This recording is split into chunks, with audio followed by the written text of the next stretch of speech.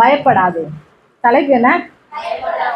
பயப்படாது. பயப்படாதே, பயந்துட்டு மெதுவா சொல்றீங்களே. தலைப்பு என்ன? பயப்படாது. சரி, இப்ப பயப்படாது அப்படின்னா ஏன் பயப்படக்கூடாது, எப்படி இருந்தா நான் பயப்படக்கூடாது அப்படின்றத நம்ம பார்க்க போறோம்.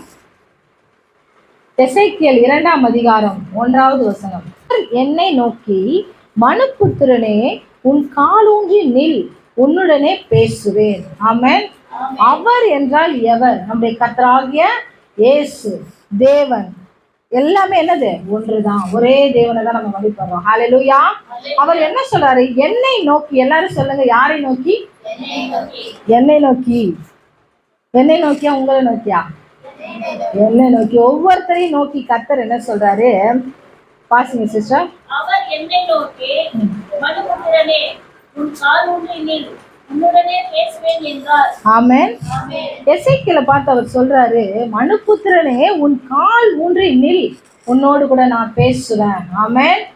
இந்த இடத்துல ஏன் கால் ஊன்றி நிக்க சொல்றாரு? அப்ப அவர் உட்கார்ந்துட்டு இருந்தாரா அப்படின்னு? அப்படி இல்லை. அவர் தேவனுடைய வார்த்தையை கேட்டோன்னே ஆவியானவர் அவருக்குள்ள வந்தோன்னு அவர் முகம் குப்புற விழுந்துட்டாராம். ஹல்லேலூயா. அப்போ நம்ம கூட தேவனுடைய சமூகத்துல போய் முகம் குப்புற விழுவது உண்டு. நிறைய பேர் என்ன பண்ணுவோம், துக்கம் தாங்காம கவலை தாங்காம நாளா அப்படியே நெடுக்க படுத்துட்டு அழுத நாட்களும் உண்டு. ஹல்லேலூயா. அப்போ நம்ம முகம் குப்புற விழுவது உண்டு. ஆனா நீ அழுத பிறகு உன்னை தேய்ச்சி கொண்டு தேவ சமூகத்துல கால் ஊன்றி நில். ஹல்லேலூயா. தேவ சமூகத்துல என்ன பண்ணணும்? கால் ஊன்றி நீங்க நிக்கணும். அனுதினமும் தேவ சமூகத்துல போய் நிக்கிறீங்களா?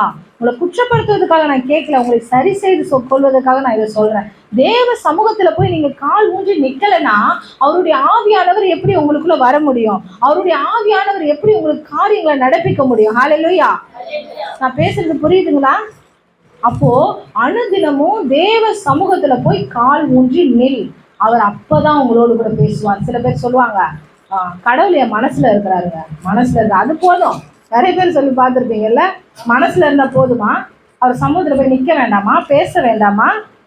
நம்ம ஒரு ஃப்ரெண்டை பார்க்க போறோம்னா எவ்வளவு உற்சாகமா ரெடி ஆகிட்டு போறோம். அவங்க 10 மணிக்கு வர சொல்லியிருப்பாங்க, நம்ம எத்தனை மணிக்கு போய் நிற்போம்? 9:30 போய் வெயிட் பண்ணுவோம். ஆனா தேவனுடைய சமூகத்துல போய் நிக்கிறதுக்கு மட்டும் 10 மணிக்கு ஜெபம் ஃபிக்ஸ் பண்ணுவோம் பண்ணலான்னு. சரி, வேலைக்கு அப்புறமா பண்ணிக்கலாம், ஒரு 12 மணிக்கு பார்த்துக்கலாம், வேலையெல்லாம் முடிச்சுட்டு 12 மணிக்கு வந்தோன்னா ஃபோன் வரும்.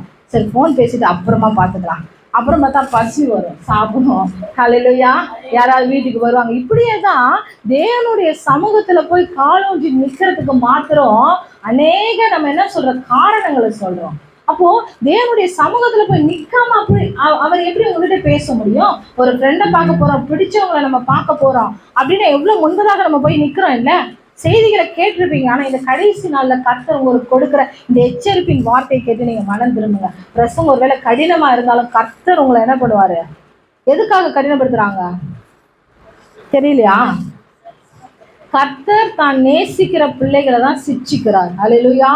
நம்ம பிள்ளைங்களை நம்ம நேசிக்கிறோம்னா பிள்ளைகளை கண்டிப்போம். ஹல்லேலூயா. நேசிக்காதவங்க பிள்ளைகளை கண்டிக்க முடியாது. கண்டிக்காம வளர்த்தா இப்போ இல்லை, பின்னாடி ஃபியூச்சர்ல நம்ம கஷ்டப்படுவோம்.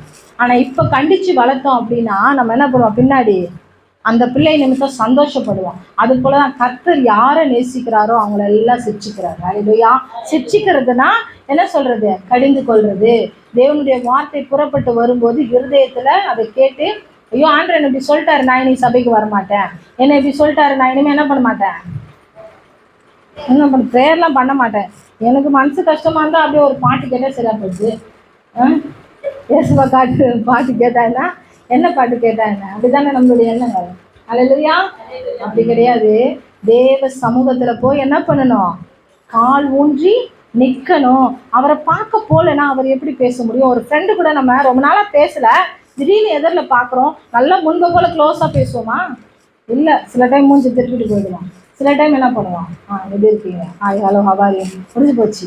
அது போல தான் ஏசப்பாவும். நீங்கள் ரொம்ப நாளாக அவரோட பேசவே மாட்டீங்க, அப்புறம் போயிட்டு பிரச்சனை நான் மட்டும் போய் நிற்கும் போது அவரும் ஹாய் ஹலோ ஹவாரி, சரிம்மா பார்த்துக்குமா, போயிட்டே இருப்பார். ஹல்லேலூயா. அவர் சமூகத்தில் போய் கால் ஊன்றி நிற்கணும். அவர் சமூகத்தில் போய் நீங்கள் அனுதினமும் நின்று அவரோடு கூட பேசுகிற உறவு. தேவனோட பேசுகிறது மட்டும் நம்மளுக்கு கஷ்டம். எல்லாரோடையும் பேச முடியும், ஃபோனில் பேச முடியும், நேரில் பேச முடியும். ஆனால் தேவனோடு பேசும்போது மட்டும் ஏன் அந்த கஷ்டம், ஏன் அந்த கவலை? ஏன்னா நம்ம வந்து பரலோகத்தில் இருக்கிற எங்கள் பிதாவே உம்முடைய நாமம் பரிசுத்தம், அப்படி ஒரு தூய தமிழ்ல இப்படிதான் பேசி ஜெபிக்கணும் போலகுது. இப்படிதான் அப்படி நம்மளுக்குள்ள ஒரு எண்ணம் அப்படிலாம் கிடையாது. அப்பான்னு கூப்பிட்டா அவர் உடனே வருவார். ஹல்லேலூயா. உங்களுக்கு தெரிந்த வார்த்தைகளை சொல்லி நீங்க ஜெபிக்கலாம். உங்களுக்கு தெரிந்த வார்த்தைகளை சொல்லி என்ன பண்ணலாம்? ஜெபிக்கலாம். கர்த்தர் வேதத்தின் மூலயமா உங்களோடு கூட பேசுவார். வேதத்தை திறந்து நீங்க வாசிக்கும் போது அனுதின வேத வாசிப்பு உங்களிடத்துல இருக்கணும். ஹல்லேலூயா. அப்போ நீங்க கால் ஊன்றி நிற்கும் போது கர்த்தர் உங்களோடு கூட பேசுவார். தேவன் பேசுகிறது எனக்கு தெரியலையே, என் பிரச்சனையின் மத்தியில் அவர் அமைதியாகிறாரே, என் சூழ்நிலை மத்தியில் அவர் அமைதியாகிறாரே, நான் இவ்வளவு போராட்டத்துல நடந்துட்டு இருக்கிறேனே, இப்படியெல்லாம் என்னை அசிங்கப்படுத்துறாங்களே, என் தேவை சந்திக்கப்பட மாட்டேங்குது, அவர் அமைதியாகிறாரே அப்படின்னா நீங்க போய் பேசினா தானேங்க அவர் பேசுவாரு. அல்லேலூயா. முதல்ல நம்ம போய் பேசுகிறோமா தேவனிடத்துல? எவ்வளோ நேரம் நம்ம டைம் கொடுத்தோம் ஆண்டவர்கிட்ட பேச? அல்லேலூயா. முதல்ல அதிக நேரத்தை கொடுக்க பழகுங்க தேவனிடத்துல. அது ஒரு சுமையா நினைக்காதீங்க. எப்படி நம்ம ஒரு ஃப்ரெண்டிட்ட பேசுவோம், அது மாதிரி தேவ சமூகத்துல போய் காத்திருந்து பேசுங்க. அல்லேலூயா. வேத வசனத்தை எடுத்து படிங்க, அவர் நிச்சயம் உங்களோடு கூட பேசுவார். ஆமே. ஏதோ பிரசங்கிக்கிற நாங்க பைபிளை படிச்சு அப்படியே விளக்கத்தை சொல்லிட்டு போகிறோம். எங்க வாழ்க்கையில அவர் நல்லவர் என்பதை ருசித்து பார்த்ததுனாலதான் உங்ககிட்ட சொல்றோம். அல்லேலூயா. இல்லைன்னா ஏனோ தானே வந்தோம், ஜெபம் பண்ண, பாடல்கள் பாடின போயிடலாம், ஒரு அறுவடையை பார்க்க முடியாது. ஹல்லேலூயா.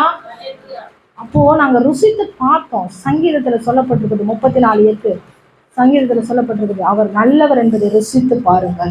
ஒவ்வொருவரும் உங்க வாழ்க்கையில் நீங்க டேஸ்ட் பண்ணி பார்க்கணும். இப்பதான் டேஸ்ட் பண்ண ஆரம்பிச்சிருக்கிறீங்க. ஹல்லேலூயா. பாடுகள் மத்தியில, கஷ்டங்கள் மத்தியில, எல்லா சூழ்நிலையிலும் அவர் எங்களோடு கூட இருந்தார். எத்தனை முறை தெரியுமா மரண இருள இருந்து எங்களை தப்பிச்சிருக்காரு. என்ன மாத்திரமே இங்க ஏறக்குறைய நான் சாட்சியா சொல்ல முடியும், ஒரு 20 முறை நான் மரணத்துல இருந்து தப்பிச்சு வந்திருக்கேன். ஹல்லேலூயா. 1 முறை 2 முறை இல்லைங்க, 20 முறை. தற்கொலையின் ஆவி 3 முறை தற்கொலைக்கு முயற்சி பண்ணது. அதை தாண்டி பிசாசு கொண்டு வந்த மரணம், எல்லாவற்றிலிருந்து கர்த்தர் எங்களை விடுவித்தார்.